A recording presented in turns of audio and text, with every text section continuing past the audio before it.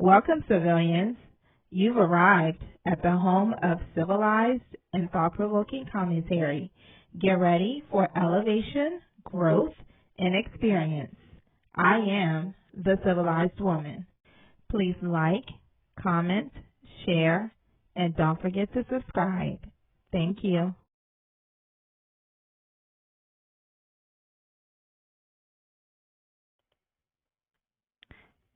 Happy Sunday, everyone. Today we're going to talk about Linda and Judge Greg Mathis. By now, everybody has heard that she has filed for divorce after 39 years of marriage. So when I heard about this, the first thing that came to my mind was, who would be filing for divorce after 39 years, and most importantly, what would cause a woman to file for divorce after 39 years? She hasn't spoken at all. The judge actually gave a statement to TMZ as he was traveling, and it got me really curious about this woman, because I remember they had this show on We TV called Mathis Family Matters, and that was the first time. I didn't even know how many children he had or anything like that, but that was the first glimpse that the world got into their entire family. They have 4 grown children. They have grandchildren.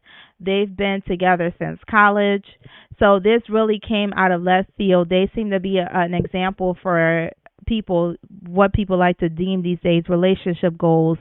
You will often see them in pictures with other celebrity couples, like Samuel L. Jackson and his wife, Magic Johnson and his wife. You will see them vacationing. You see her with Tina Knowles, Beyonce's mother. So you would see them, but this lady, never really heard anything about her. And she spent all of their marriage taking care of their family, raising their 4 kids. They had their children back to back to back. And she just became a homemaker, made sure that the home was good, made sure he was good, made sure everybody was good. And I have to wonder if after 39 years, like the song says, when a woman's fed up, there's nothing you can do about it. For her to be filing after 39 years, that is a big statement, in my opinion. She's 61, Judge is 64. And I was intrigued, and I wanted to find some information about her. And there wasn't really much, but I did find an article that I'm going to share with y'all. And there's a couple of things in there that I want to call out that I found to be of interest in terms of what the gravity of the decision that she's made based on her upbringing, and also the judges a little bit. So give me a moment. I'm going to share the article. The article is from a site called news.amomama.com. Y'all see it when I click on it and share. All right. Share screen.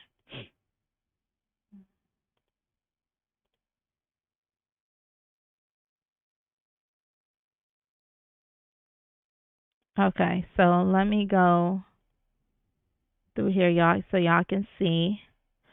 So the title of the article is from 2023, and it says, Judge Mathis's wife, Linda Reese, is a former teacher. Get to know her. So Judge Mathis's wife, Linda Reese, moved to the front of the camera after years of supporting her family as a homemaker. The former Detroit public school teacher keeps her know-it-all TV star husband in check with her quick wit and cheerful disposition. So the first thing that that caught my attention was they talk about her parents. So she grew up in a home. She has 2 other sisters. They were raised by their parents. So she grew up in a 2-parent home. Check this. In Detroit, in the suburbs, which means that her family had some means. If she comes from a 2-parent household, 2 other siblings, grew up in the suburbs, and they are very close. So she comes from a close knit family, so she's accustomed to that. And based on what we saw on the show, it looks like she kept that going with her own family. She kept that legacy of family dynamic and closeness together. And her parents in 2022 celebrated 64 years of marriage, 64 wedding anniversaries. That that is such an accomplishment in any given time, but especially in this day and age where divorce is commonplace for a couple to celebrate that many years of marriage and during the good times, the bad times, the different phases of getting your children through from birth on to they till they leave the nest and they venture out on their own. So there's a legacy there where Miss Linda and the judge have children and grandchildren. Thereby, her parents now are not only grandparents but great grandparents through that. And I'm assuming she has nieces and nephews as well. So that's the first thing. So this is a woman who comes from a legacy of family togetherness, closeness, of seeing a couple endure and go through and just do life together. So 64 years her parents. So she has an example of what would be the archetype of what a family should be and what a marriage should look like and how it, because marriage is till death do us part. So it is meant to be for your lifetime. So now this woman who comes from this legacy of long-standing marriage, who comes from a legacy of a close family, who comes from a legacy of a good background, is now making the decision, has found herself in a place in life of making the decision to to end her marriage. That could not have been an easy decision. It doesn't come across as something that she took lightly. It doesn't come across as something that was just haphazard. This is probably years and years of looking for and hoping that things would change and then not seeing that happen. So time goes on. She obviously graduates, goes to college. This is where her and the judge's path cross in 1981. He That's where they met. And then this part here that I like to read, it says that a young law student, Judge Mathis, Greg Mathis Sr., was a vital part of her college experience. They dated for 4 years. Linda's maternal grandmother thought that her granddaughter was messing with nothing but a crook. The TV judge is the first to admit that he was a hoodlum. He did have a past. He had, issues. He comes from a single parent, so his background is different from hers. He comes from a single parent home. If I'm not mistaken, I stand to be corrected, that he does not have. He didn't. I don't think he even knew who his father was. So he came from a single parent home, and he pursued her heavy. He pursued her heavy. He saw her in school, and he pursued her heavy. This was 1981. Every day, he was after her every day. And then finally, she relented, and they have been together ever since. And it looks like when his mother passed away during his first year of college, and again he didn't have a father growing up, and so his father-in-law has really been his guidance. He credits him for guidance and mentorship and showing him how to be a father. So she has the example of her parents, and then he comes in. He doesn't have the same background that she has, and so then the same strength and example she gleaned from her family, he got to enjoy that or benefit from that as well. He got to see that as an example. Now, I would say his father-in-law is still married. His father-in-law's wife is not filing for divorce, so I'm not sure if maybe he lost the guidance along the way, or maybe he stopped paying attention or stopped doing the things that he was doing before. But he now is facing where his wife is leaving him. So I'm not really sure how much he gleamed on that. When you have people that come from those two different kind of backgrounds like that, you have one who kind of learn how to, in my opinion, who have lived in trauma whereas you have one who has the example of the stability. So they're going to handle how their approach to solving issues is going to be different just by virtue of the difference between how they grew up. When you grow up in a family where it's close knit, you learn how to solve problems, you learn how to compromise, you learn how to let things go, to forgive each other. You learn how to solve things quickly. You learn how to move past things. You learn to be selfless. You're not selfish because there are other people that you have to share with and you have to coexist with in a space, and that you have to be considerate of. When you come from a background like the judge, where he pretty much was by himself, he had his mother. He don't know who his father is. That's an environment where you learn to be, what I guess, a hustler, and you learn that you got to fend for yourself and you can't be concerned about anybody else, and you kind of have to do what you need to do for you, and you don't have the concerns that you would have of others because you're in survival mode and you're having to take care of yourself. So you end up developing, I mean, perhaps out of a necessity and a protective mechanism, selfishness. And I think that could be a part of why they found themselves where they are today. When TMZ came across the judge during his interview, I'm not gonna go to that yet. There is one other thing though. Okay. I'm back. Sorry, y'all. So when TMZ came across the judge, when they were asking him how he was doing about everything, he almost, to me, it came across as he was a little bit annoyed that he was even dealing with this. He seemed genuinely annoyed that he was dealing with having to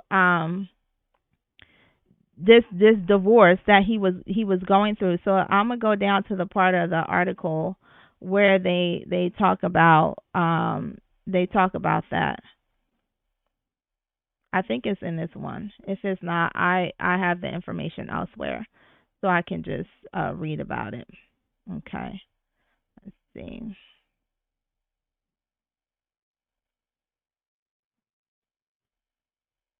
Her with her grandkids or granddaughter. Close this again.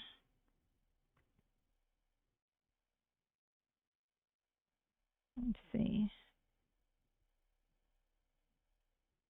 I really thought that was in this. It was in this article.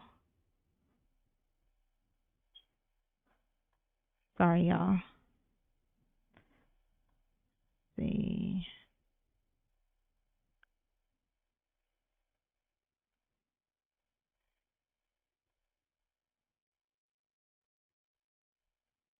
So she put everything on hold. At one, she started out. She was a public school a teacher, and then she opened all these. She opened several learning centers for children, advanced learning centers for children.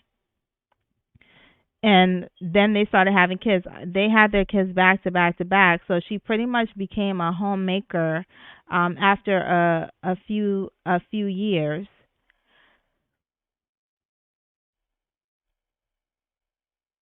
As you can see, she's a beautiful woman.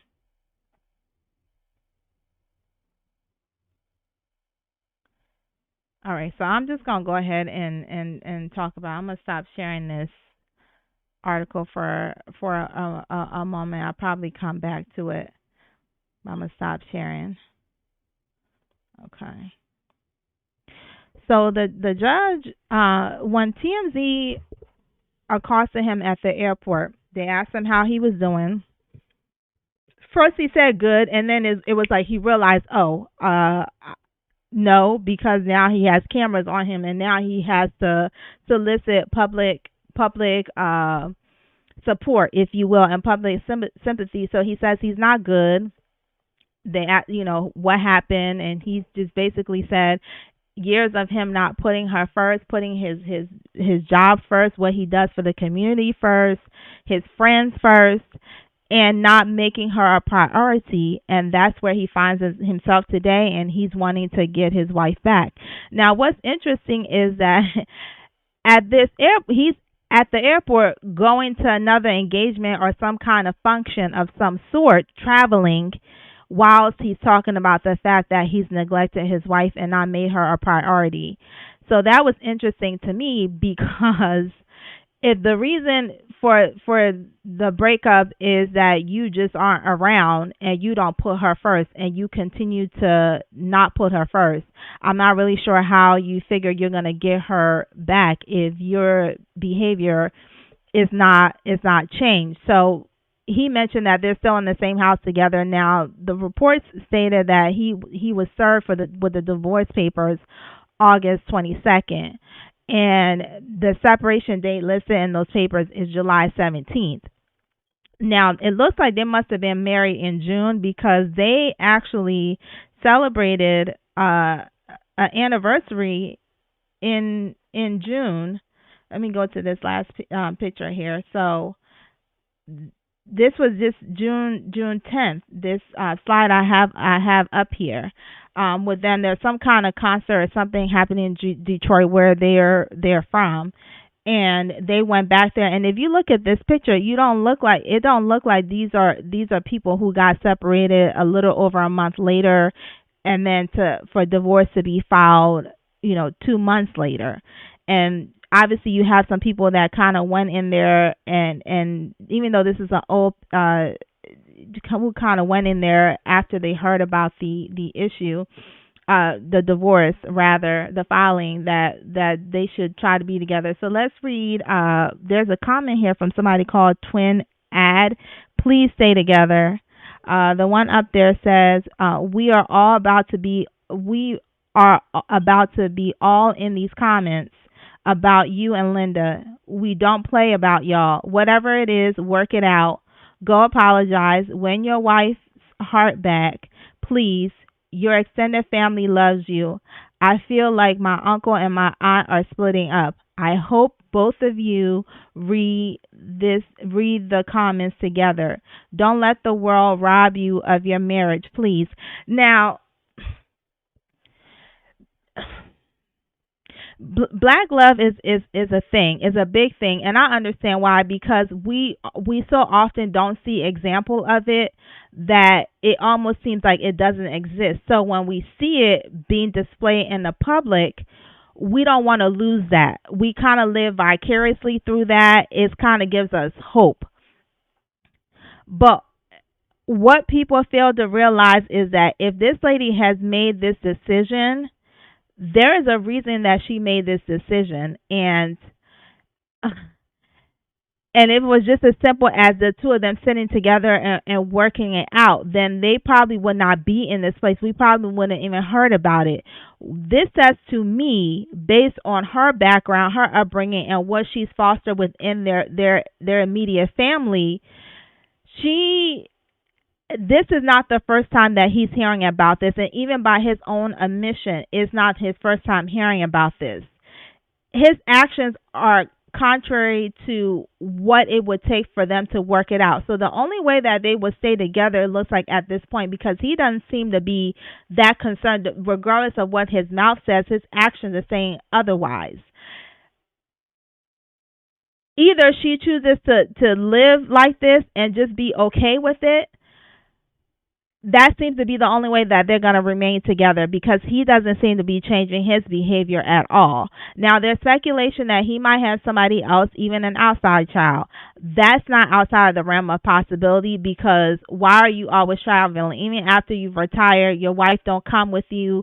You're not slowing down as such to prioritize your marriage. Y'all's kids are grown, so it's not like she's at home busy raising the kids. She spends time with your grandchildren, but y'all are in a different phase of life where you're supposed to be doing it together. You're supposed to be rediscovering each other again and doing something new. She has put her dreams on hold to pour into your dream. and she approaches you and tells you that all of these things, and now you've put her in the position where she's like, okay, I know I spent most of my life with this person, but I still have more life left. She is a beautiful woman that I can't even believe that she's 61. She looks at least 10 or so years younger than what her age suggests. So she's a beautiful woman. So she's not going to have an issue, in my opinion, being able to move on with her life in terms of finding fulfillment and being able to rediscover things that she probably had to lay down to build and invest in their family and to allow him to fully live out his dream of being a judge. So this is the point in their lives where I feel like there probably should have been more of a focus on uplifting her and building her up. Now, the judge comes across as somebody who has a little bit of arrogance, who kind of seems to talk down to people. There's been criticism, before his show went off the air, as he became more successful. It almost seemed like he was looking to hurt people and not necessarily tough love, as they say. So I don't think it's outside of the realm of possibility that that way of speaking wasn't just reserved for the public and in the courtroom. That might have translated onto his family as well, namely his wife. So I don't see any reason why, unfortunately, the divorce is not going to persist. And this woman does not strike me as somebody who would have made this move without having all her ducks in a row. So far, the judge has been the only one to speak. She did her filing. She minds her business. She does her thing. I don't, even with just as late as last year, the 2023. This is what she wrote about them. She said, I met this man in the fall season of 1981, my first month of college at Eastern Michigan University. After he followed me around campus with comments about my dress, my jewelry. He loved the necklace, the gold Nefertiti necklace of my mom's that I wore, telling me what he could do for me, etc. He would also sing a popular song while walking behind me or seeing me in the cafeteria. She Has Betty Davis Eyes by Kim Carnes. Well, he wore me down. I invited him in, and he has been in ever since. Gregory simply said, as our marriage wedding song by the Heatwaves, I Will Always Love You. Happy 38th anniversary. Now, that was just a year ago. That was just a year ago. When she wrote that to him. And then somebody else came in recent times and wrote, keep fighting, y'all. You can do it. May God restore and renew your marriage. Remember the good old days. Now listen, I'm a full God can do it. However, we have free will, so we have to be willing to want to make it work, and that requires both parties. A marriage cannot survive and cannot withstand and cannot sustain if both parties are not willing to do their part to make that happen. So just a year ago, she wrote this, that she will always love him. And then now they're divorcing. It looks like there may have been spurts there where he kind of tried to give her the assurance that he was changing, but something happened in particular within this year that she's thrown in the towel. She didn't write a message like that this past anniversary. So something happened, and I think this which makes me feel like there may be credence to this outside child thing, because that would definitely be another, like, okay, I'm willing to work with you if you want to keep working and traveling and not really regarding me, but you're not going to give me the ultimate disrespect of seeing somebody else and fathering a child actually outside our marriage and think that I'm going to continue to put up with the crap that I'm already putting up with. That's a no-go. I think probably the final thing I'll say on this for now, because I'm sure more is going to come out.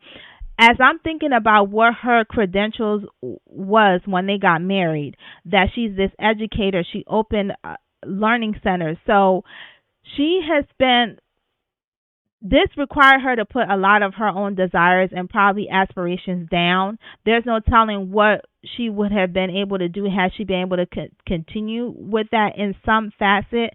And there probably could have been ways, and I'm sure she enjoyed raising her children and pouring into her family. But imagine you spent all these years pouring into somebody else's dream. This woman is going to have to completely rediscover herself, rediscover her passions, see how she's going to want to forge forward for the rest of her life after this has gone, they've finalized everything. And if they're still living in the house together, I'm not really sure how that's gonna work. I'm sure the house is big enough that they can be on their respective sides, but I think being in the same space kind of still fosters that familiarity and that longing for what was. And the judge seemed very annoyed. It's like he had heard this so many times before, and it's like you've never took any action, so why are we playing this game? Hopefully he takes it seriously. I pray that he does not become vindictive and try to nickel and dime her or try to shortchange her, because truly she deserves half of whatever he has. Because in order for him to be where he is, it makes him look good. Men always benefit when they are married, because what it demonstrates in the professional world in particular is that they're stable, that they're focused, that they're committed, that they're loyal. They have people that are counting on them. So they're gonna do great work for you, because now they have responsibilities. They're not just some kind of young person or some kind of bachelor who's just kind of free balling through life. They have a focus. So men always benefit in when they get married in that regard, because and it looks good too. He's a judge on TV. He has this great looking family. All of those things really helps to elevate his profile. So in order for that to be, she had to lay all her stuff down. So I really, really hope that she has all her ducks in a row to be able to get what she wants to get out of this, what she deserves to get out of this marriage, because she truly, absolutely deserves half. She is what the kids like to say. She was in the gym, shooting the free throw, practicing the free throws with him. Truly, truly, truly. So hopefully, best of luck to everybody. Hopefully they get a good resolve. Hopefully they forge ahead. Hopefully they don't have any fracture within their family to where they don't have that closeness, because they're a beautiful family. Look at this screen. Mathis Family Matters. They're a beautiful family. 4 children, 2 boys, 2 girls. All their children are wildly successful. That takes a lot. That takes a mother or a parents that are smart, that's able to pour into their children. There's no way, with the way he says he works, that he would have been able to do as she has been able to do. So this is a beautiful family. I pray that this doesn't fracture them. I pray that, because you would think that, okay, when kids are younger, that's when divorce affects them the most. I think it's almost the opposite, because you spend your whole life with your parents being a unit, and then when they separate, that can really shake with your foundation and your identity in being able to find comfort, to feel like, okay, as an adult, I can have a lasting adult relationship. It can almost kind of make you feel like, well, dang, if my parents didn't make it, how am I gonna do it? So hopefully this beautiful family does not fracture as a result of this. I pray that the grown children can understand where their mother is coming from and give her grace, and not try to pressure her into making any decisions out of selfishness, but just kind of be there for both their parents as they let them. Wrong is wrong, right is right. Don't back nobody, but be fair and be transparent and be truthful. Look here. Look how beautiful they look as a couple. They look so happy. They look together. And it's just great to have her main thing when I looked her up was it said that she's a TV personality, and I think this was after their show started, obviously, but she has in her bio the TV personality is what comes up when you pull up Google, but when you go on her Instagram, she has former Detroit public school teacher and owner of Children's Advanced Learning Center. So that's obviously something that she took pride in. And she looks to be a very intelligent woman. So it's never too late for anything. I'm sure that she's able to get back in some form, fashion into education. We need all the good influences we can in education, and hopefully this serves as a cautionary tale. As this is the first episode of When a Woman's Fed Up, that women should try not to lose ourselves, even within our marriages, as being wives, mothers, daughters, sisters, aunts, uncle, aunts, cousins, that we don't lose ourselves, that you hold on to something that is just you and that is unique to you. So when your spouse seems to be drifting, or life seems to be drifting in general, you have a quote unquote a north star to hang on to. So that I'm going to stop this here for now. I'm sure there's going to be more to come about this divorce, and we'll get all the real details at some point. So until next time, take care. Just a little something that was on my mind, and now it's on yours. Until next time.